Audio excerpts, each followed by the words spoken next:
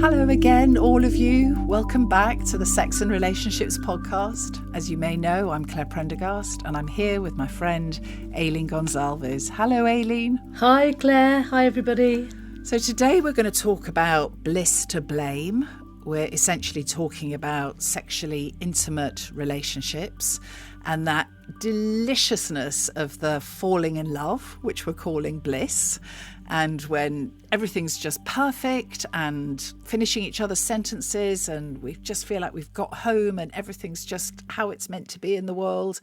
And then seemingly out of nowhere, we fall into falling out, disagreeing, what we're calling blame, when it's like, what can I have possibly been thinking? This person is just all wrong.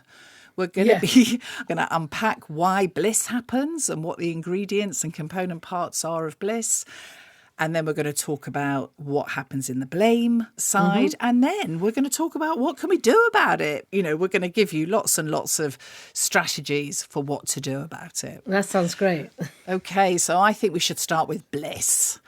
You've met someone and there's just been this kind of almost magnetic connection. And at some point you've fallen into bed together and, everything is just sublime.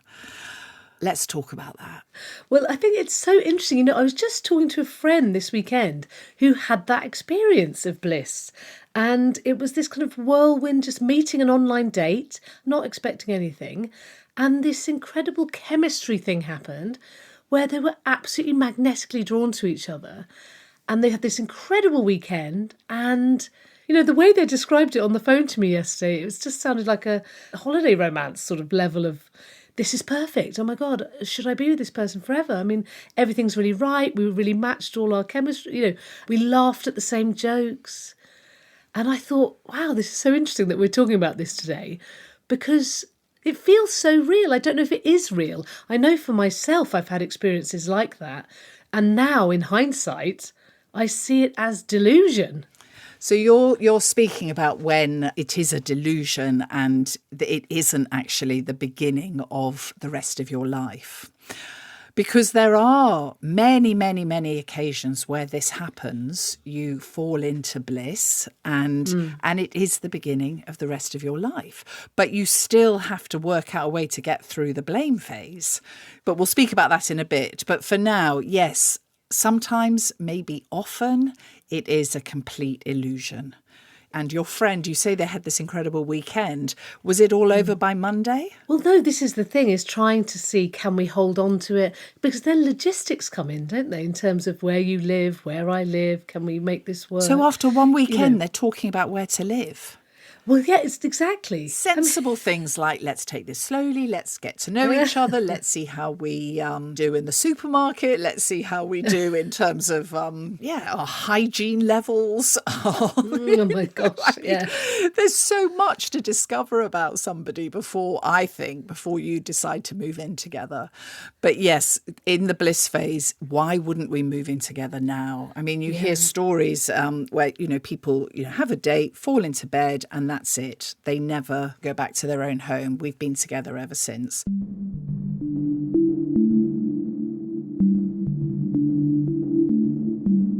So what's happening in the bliss phase? All these chemicals are being released into our bodies, all those endorphins and oxytocin. The dopamine. Serotonin. Our brains are being flooded with drugs that are feel-good drugs. They are elevating our mood. The world makes sense. Life makes sense. I know why I'm here. I mean, it's delicious. And I don't in any way want to discourage folk from, swimming in those waters. They are the best. But they are short-lived. It's not possible to sustain that level of bliss and have a regular life. It's like, the day job needs to be got to, the children need to be got to, the toilet needs to be cleaned, the shopping needs to be got in, the bins need to be emptied.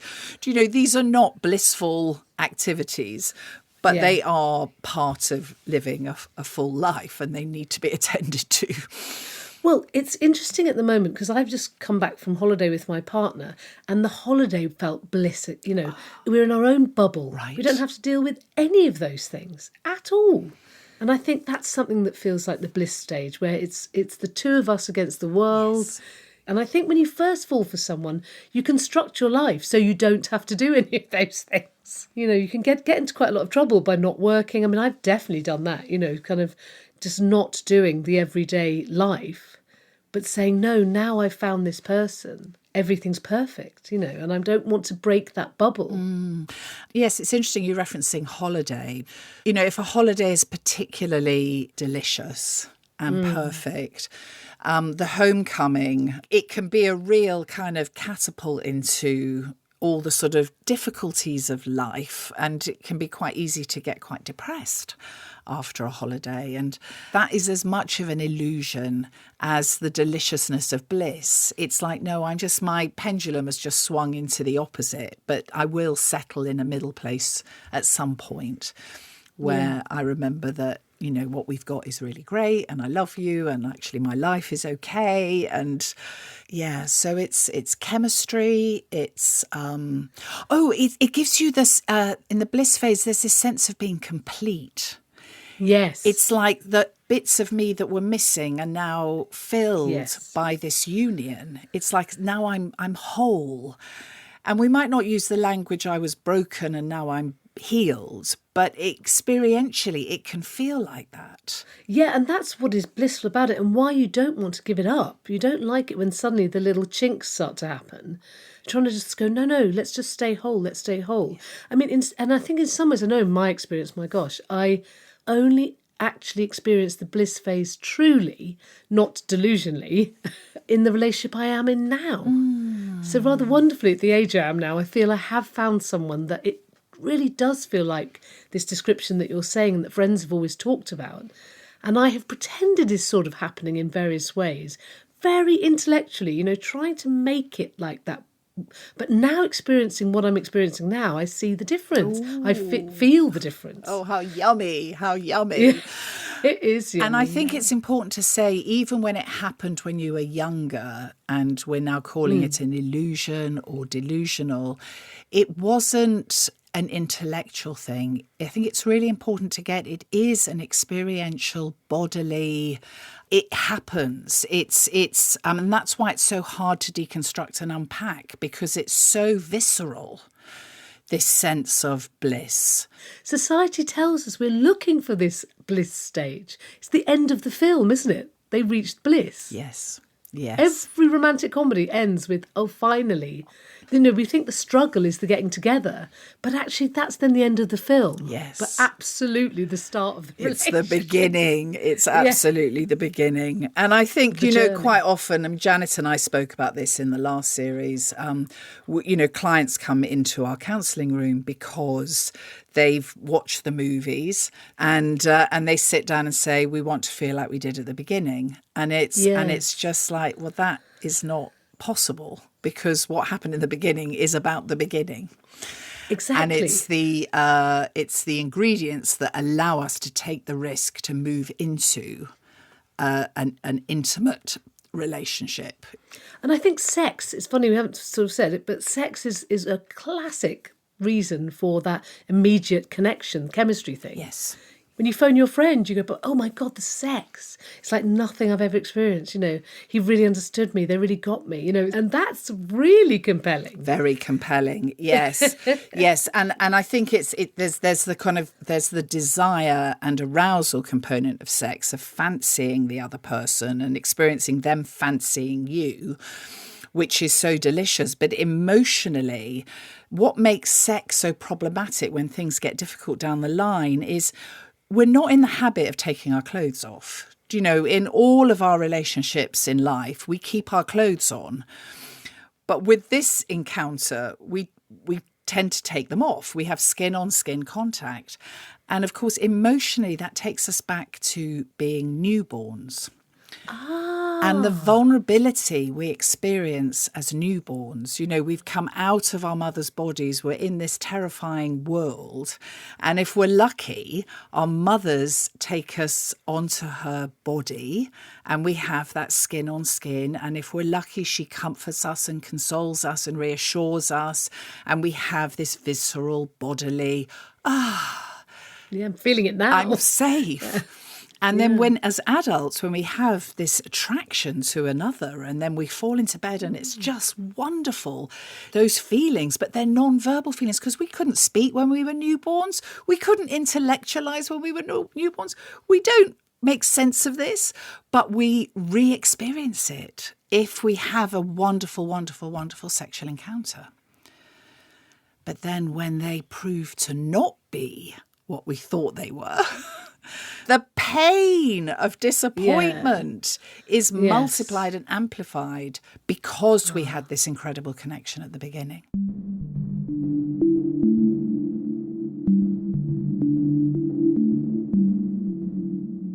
Things start going wrong when differences emerge.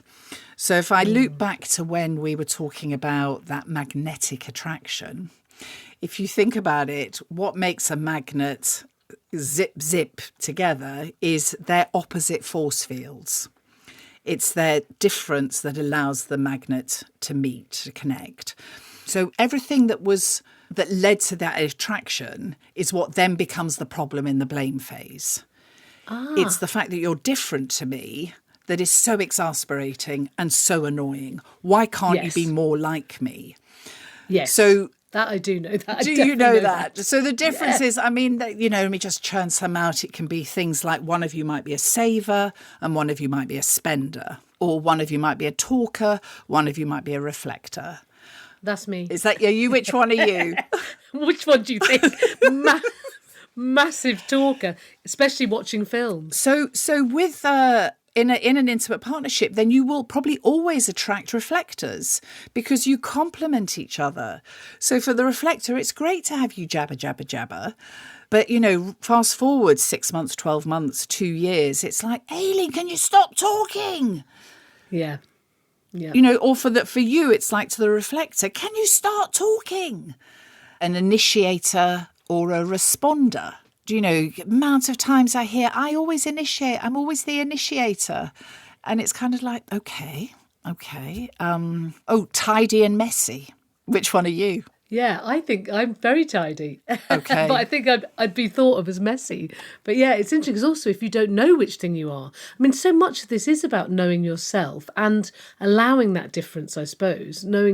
Recognising that we're different is already a big thing that you've just said.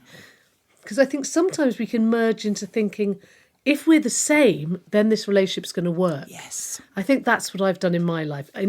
Even when I've done online dating, I'm looking for similarities. I'm wanting to find sameness, weirdly. Oh, they're creative, great. They're this. Oh, no, they're that. Interestingly, writing the online profiles where you say what you are and what you're looking for, you are consciously doing a little checklist with yourself about saying, I don't want someone who watches TV and sport every Sunday. So it's interesting in this now new world of online, it's not so new, but, are we missing the chance to meet people of difference because we're trying to be the same? What's that word? It's things that are compatible.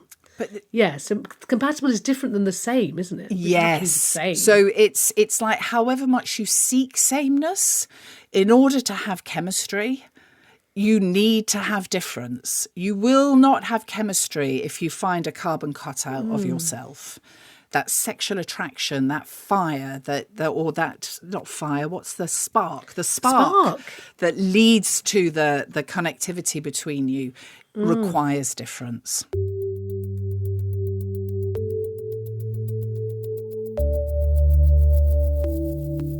I mean, it's interesting. I've had in various relationships realising after way too long that we have a kind of brother-sister thing going on. We're so the same. we've merged. Yes. There's a merging. Yes. And I remember someone once saying, a therapist actually, you need to do some work on separating. Absolutely. And seeing this person as a separate human being. The fear for me is that separate means you have to break up. I don't understand there's any other choice at that point. Yes. And I think you're not alone in that, Aileen. I think for a lot of people, it's like, gosh, if we start validating and honouring and celebrating our differences, it's going to be the path to nowhere, particularly if you've unwittingly allowed yourselves to merge. You've allowed yourself to become... you see them, don't you? You can just walk down the high street and there's the couple with the same raincoat or the same bicycle or they've just, it's not happened intentionally, but just over the years, they've just sort of become more and more the same. And actually, no, I want my own coat. I want my own bike. We need to find ways to be different. But to get past difference being terrifying. Yeah, and even as you're saying it, I'm feeling fear. Because I'm thinking, gosh, that's interesting. That is that little creak of, tension that's just locked into me because you've said that. Because I think that is the thing that's a very old pattern here, an old habit, old thing that I believe. Yeah, difference is separation. All those words are bad. But actually, that's not true. And I think you say old things in terms of your lived experience, but I think currently in the contemporary world we're trying to work this out in, there is a lot of fuel being given to difference being bad. Do you know there's a lot of hate speak around at the moment around whether the difference is ethnic differences or cultural differences or, male, female. There's a lot of energy in fueling difference being a bad thing. And let's get rid of anyone who's different. Well, it's interesting because, of course, I am Indian and I'm brown in a white kind of world. And so I've always not wanted to be different. My gosh, I'm trying not to stand out the whole time. I'm trying, this is in the past, I'm a bit better now. But still, this feeling of going, I want to find sameness so that I am safe, essentially, that I belong.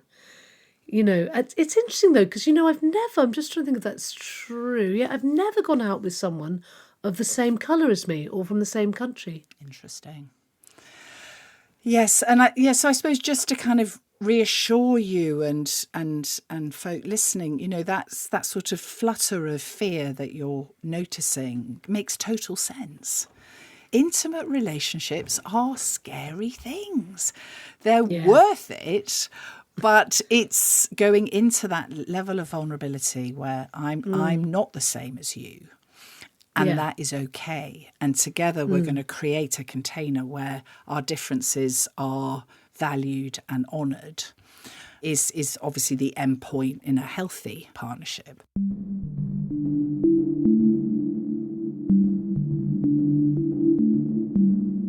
One of the things I've noticed is a propensity to recruit folk who agree.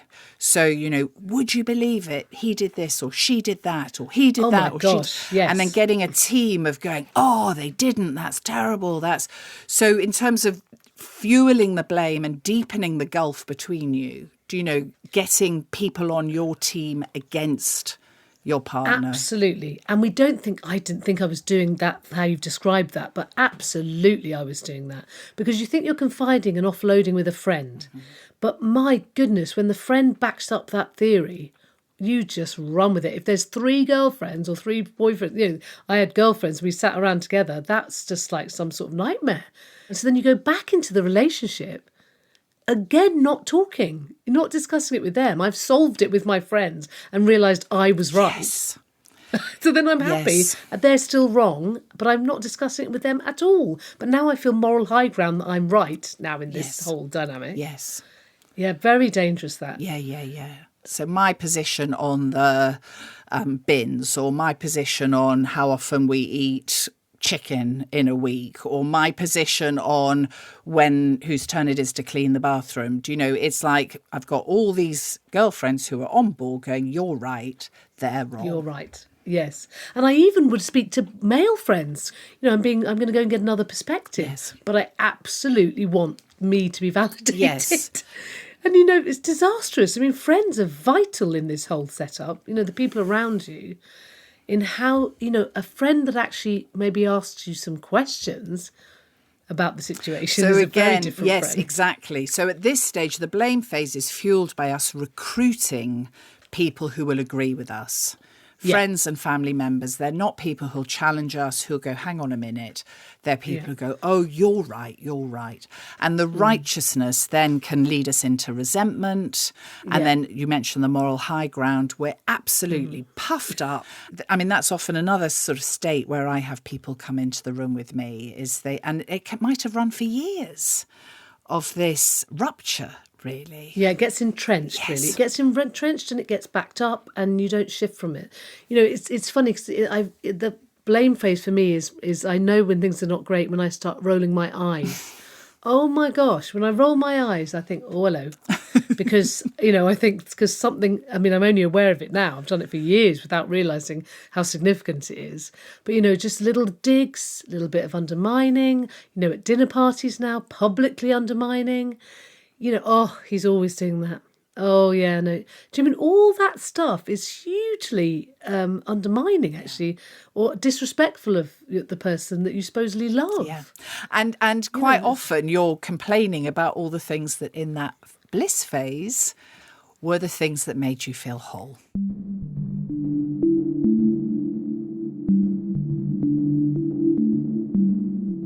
So what do we do about it, Aileen? What do we do, Claire? What are the solutions? How do we break this kind of pendulum swing? Bliss, blame, bliss, blame, bliss, blame. And you can see it in multiple previous connections that you've had. I see it all the time in my counselling room. How do we change it? How do we change that pattern? Because understanding what's happening, it just makes such a difference. It's like, oh, that's why I fell for you at the beginning, because you were different. And that's why you're doing my head in now, because you're different. Just knowing that can be so helpful, take you out of feeling just completely trapped in the cycle and being able to stand on the side and go, oh, hang on a minute, this is a thing. It's interesting. I remember when I went to relate, and I went a couple of times actually in relationship. The first question they always ask, or I don't know if they always ask, but they did me, was, why did you like them in the first place?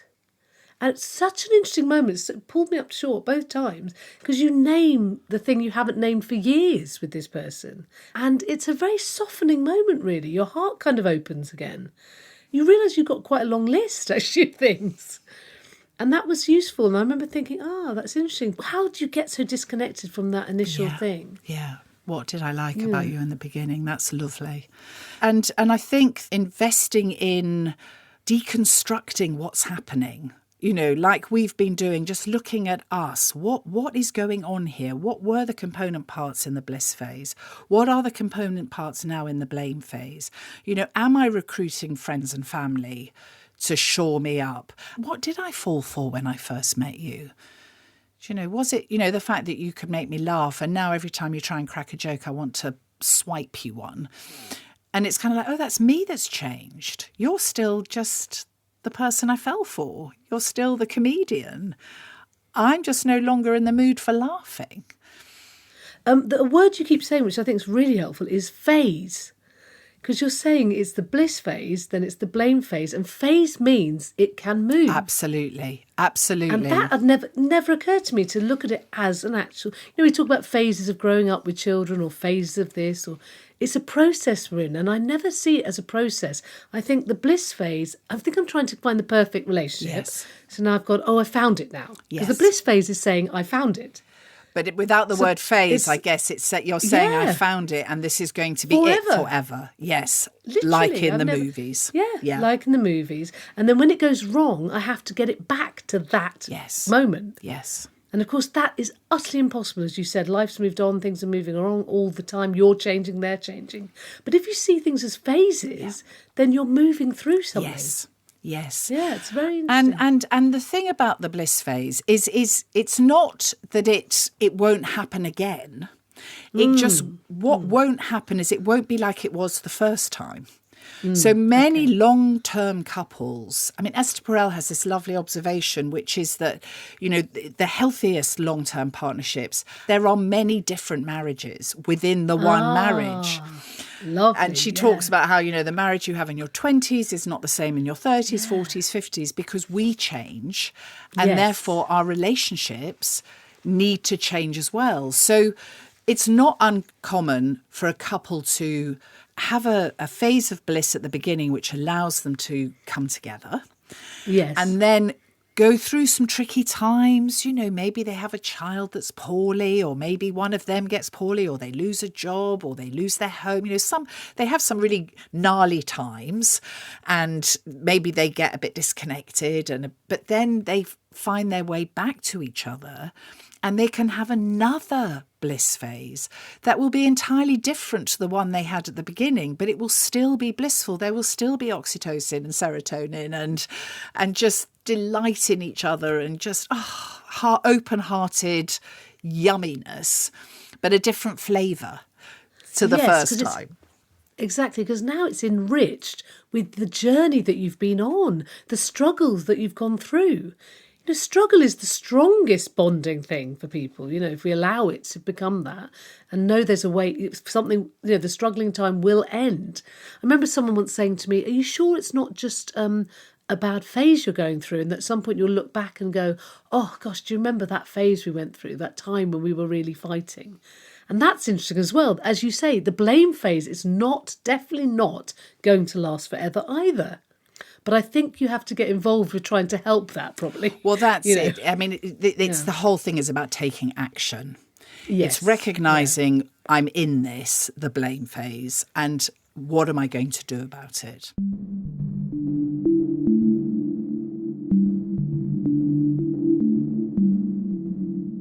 So you've mentioned at least twice, maybe several times, communication. This is absolutely key. Communication with our partners, but also the quality of the communication with people outside the relationship. Reflecting on who we choose to confide in. We don't just need cheerleaders. I mean, cheerleaders are great, but we also need listeners who will go, you said what? Or how are you coped with it that way? Or why did you do that? Or what, people who help us see what we're bringing to the mess, not just dump on our partners. But then with our partners as well, I mean, in other episodes, we've talked about how to communicate well, but communicating, it's as much about listening as it is about talking. Yes, and as I've said, I'm a talker. So, I think listening has been always my challenge that I have to do. I found very good friends over the years who really do challenge. And they challenge in such an interesting way because they often just reflect back word for word what I've just said. They say, okay, so what I think I heard you just say is, and they repeat everything I've said. And that is a shocking thing to hear back. Because you go, oh, wow, oh gosh, I did just say that, and that, and that, and that. Rather than necessarily giving their, wading in with their opinion. Because, of course, friends have an opinion of your partner, which can be a myriad of things, And then you get really defensive, potentially, because now you're defending your partner with them. So over the years, we've developed good sort of strategies for just speaking back what we've heard us just say, or just reflecting on what the factual situation sounds like it is, and then asking questions about, well, what do you want it to be? What did they do wrong? What was it that pressed your buttons? And where are you in all of this? Lovely. I think as well it's helpful to allow into the room the possibility that we have come to the end of the road. That actually our partnership did have a yummy start. We have had some really good times together, but actually the differences that have been revealed in recent weeks or months or years are potentially indicating that it's time for us to look at wrapping this up. And I think if you've got the courage to allow that to be in the conversation, not as a threat, not as a manipulation, not as a empty the bins or I'm leaving you. That is just pure horribleness. But we loved each other so much in the beginning. We've lost our way with each other. We want to see if we can find our way back to each other and back to loving each other again. But maybe we can't. And you look really touched, Aileen. What's happening? Yeah, that's made me feel really sad. That's interesting. Just you talking about the possibility of it being not right. I'm thinking about my marriage actually, Claire, because I was with someone for a long time, 2 decades, and lived with them and could not be brave enough to look at that straight in the face earlier. We did the blame thing, went to relate, we knew something wasn't right and we tried to make it better.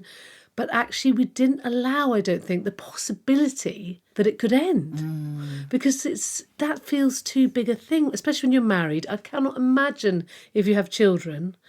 But that to actually say out loud, really, maybe this should end. It's making me feel sad even saying it. Because actually that would have helped us a huge amount. Because I think we'd have got there sooner, which I do feel would have been useful for both of us. And, I feel good now. My partner's gone on to marry someone else extremely happily. I feel I've had a wonderful load of years not with them. And now with my new partner, I'm so happy. So, that's the other thing. There are other outcomes even. I think the marriage thing is interesting, or this idea of that you are stuck. I just remember sitting with girlfriends once and banging a table in a pub going, no, I cannot leave. I am stuck. I have no choice. And I don't know why I felt that so strongly. Had no choice. Well, there'll be all sorts of very good reasons why you felt like that, Aileen. I think, you've referenced your Catholicism in the past, our stories, our family scripts, from our parents, grandparents, great-grandparents. In some families, the possibility of separation is anathema. In some religious communities, it's really framed as the ultimate of wrong, bad things. Definitely. Yeah, that was a lot to do with it, I'm sure. And yet in the 21st century, we don't have the cultural sort of social reasons why women in particular, had to stay married in the past because they had no rights. The world, fortunately, in many countries, not across the world, but in many countries, the world has moved on and women can live independently, perfectly, effectively and happily. But recognising, you're one such woman. You're a modern woman in so many ways. You earn your own money, you have your career, you didn't need to stay married for financial reasons or religious reasons, but in your bones, the possibility of leaving the marriage did not arise. It was not a possibility at the time. You did find your way, but it took you quite a long time. And that's, again, where someone like me can come in and be quite helpful, just to say the unsayable and have it be in the mix as that is a possible outcome for us. Obviously, it's not wanted, but it is a possible outcome. And sometimes it does motivate a willingness to look at what can we change? How can we move this forward? How can we stop doing the things that are not serving us, like using resentment, like blaming, like pointing the finger, being superior, being righteous? How can we put all those coping mechanisms down and actually work at how can we recover our closeness, our partnership, our intimacy? Yes. And I think that can really help with that is the word that's bandied around a lot is, whilst communicate, I'm like, yes, we need to communicate. Another word that's bandied around a lot in relationships is compromise. And that comes into my room a lot from my clients. And I always challenge that because I say my difficulty with compromise is I then end up with 2 unhappy people. Yes, exactly. And actually, I would much rather us keep talking and seek, win-win. How can you both get what you want before we look at compromise? Compromise is like last resort. There will be a few things where we can't get a win-win. But most things, especially if we start with playing to strengths, win-wins arrive. It's like, oh, yeah, but you're really good at that. Yeah, I am really good at that. Oh, yeah, okay, so I'll do that. Or within household chores, for example, quite often one of you really gets quite a buzz from cleaning windows. And another one really gets quite a buzz from, creating an absolutely pristine bathroom. And it's just kind of really easy. Oh, I'll do the windows. I'll do the bathroom. I love cooking. I love baking. I hate making regular meals, but I love making special things. It's kind of like, okay, well, let's just go through everything that way first. and do what we like.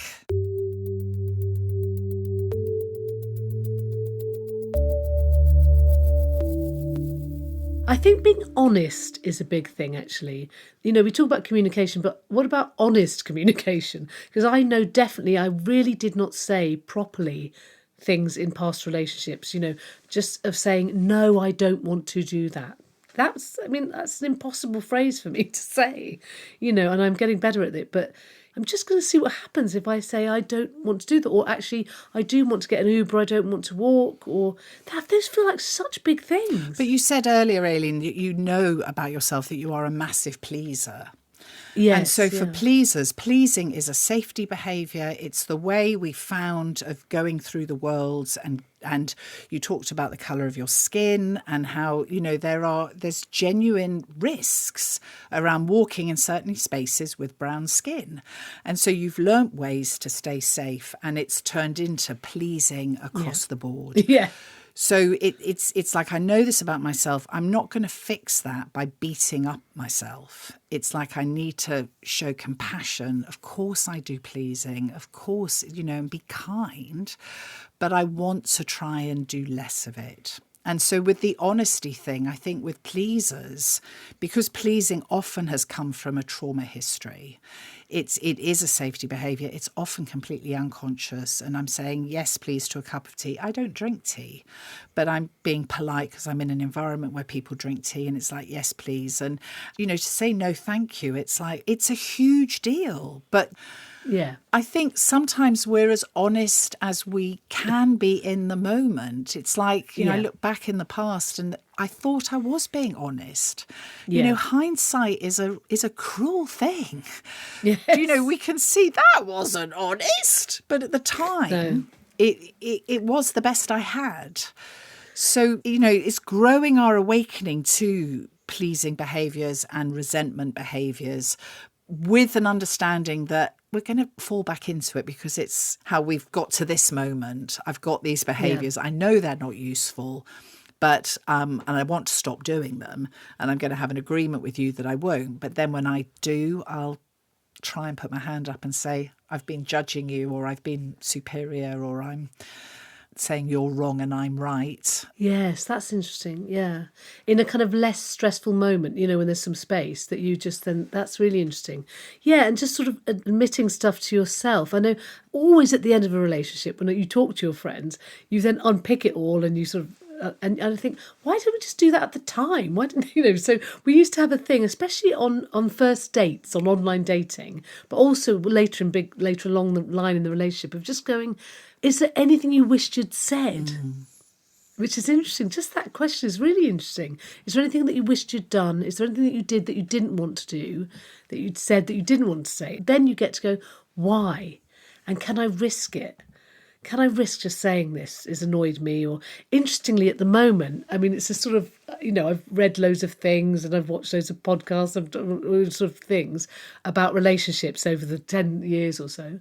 And you think, okay, we'll do some sort of check-in, to have some sort of regular check-in with each other, with my partner. Great. And that's been really interesting. And we sort of laugh and go, are we going to check in? And actually, he's really up for it. So every so often he goes, should we do our check-in now? Oh, I can't tell you. The clients who sign up to a daily check-in, they fly.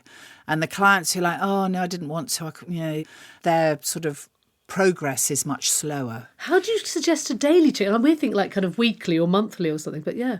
Oh, my daily check-ins at the get-go are using I statements. So speak from the I, and it's I think, I feel, I want, I like. Okay. And I will just for 2 minutes tell you something about me today. And then you will feed back what you've heard. And I'll go, no, I didn't have spinach with my beans. I had cauliflower. And it's like, oh, sorry, yeah, of course you said cauliflower. When I'm happy you've heard me, you then speak for 2 minutes. I feed back what I've heard you say. It takes, when you're skilled, it takes 5 minutes. Some couples do it first thing in the morning before they get out of bed. Some couples do it last thing at night as they're going to bed. Sometimes they work, you know, couples who travel, they work in different cities at times. They'll do it over the phone or on FaceTime. But just daily, starting with simple things, moving to more controversial things. And sometimes it's the launch of a big, meaty hour conversation. But the check-in commitment is we're going to every day for 5 minutes, check in how we are. Interesting. Yeah, see, I mean checking in a slightly different way. That's really interesting what you've said there. I'm definitely doing that. But what we do is a kind of thing where we say, is there anything we need to address this week? Has anything come up where we felt annoyed with each other? Have we bugged each other in some way? Did we say, is there anything where we feel something's not been said out loud? Lovely. And that's been useful. And often the answer is no, know. And then you just pursue that a bit more. You go, are you sure? Because I noticed the other day you slightly raised your eyes at something. I wondered, was that something you didn't actually end up saying? Yes. And they go, oh no, well it was a bit that, and it's really useful actually. A weekly mop-up of things that you've noticed but you haven't spoken to at the time.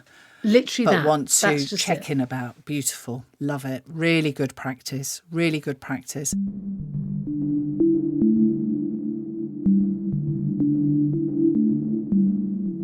If you can remember that it's our differences is what attracted us in the beginning, and our differences are the building blocks of our future strength, if you can sort of intellectually sign up to that, then you're more likely to be able to resist the my way or the highway. I'm right, you're wrong. Those sort of, big sort of splits that can happen in a conflict where, you do it my way. And it's kind of like, no, put that finger away. I was just wagging my finger there. Put that finger away and go, I have a real preference for this way. Yes. But I suspect you've got an alternative proposal. Right. Yeah, that's a good way of saying it. What would be your way, and can we negotiate? Yeah. That's right, because we think there is one way that we have learned from childhood or have learned from school or our friends all do or just we believe is the only way. It is, the whole world needs to be thinking about this at the moment, in terms of differences. When people are from different countries, you go, oh, well, that's a cultural difference or there's an age difference. But then when we find a partner, we think there should be no difference, and actually difference is glorious. We can't be in this world without differences. But I think another final sort of what to do around the blame thing is together to grow your relationship support team. So there'll be people that love both of you and talk to both of you. But then equally, I think you both, I realise we're just speaking about regular sort of couple relationships here. Obviously, increasingly more and more people are in more complex relational systems. But in the couple, you need a support team for both of you, but you also need individual support. So, but these support people are not the people we were talking about before who go and collude and go, oh, what a bastard, and I can't believe he did that, or I can't believe she did that. You've got a support team, someone who will say, really, Aileen, did you really say that? And did he really say that? And what do you think you could have done differently, or what would you like? People who will bring out the best you to engage with the partnership, because I do hear from people who walk away from relationships prematurely. It's like they call time on it because the pain is it's so painful when things go wrong. And they call time and then later kind of think, gosh, I wonder if we'd had this toolbox, if we'd known to try that, if we'd had that support, maybe we could have found a way forward, but we didn't manage it. So while sometimes it is appropriate to call time, at other times it's about doing a bit more work on a bit like, some people in the spring deep clean their houses. A bit like your relationship needs regular deep clean, detox, and attention. And often support is helpful with that.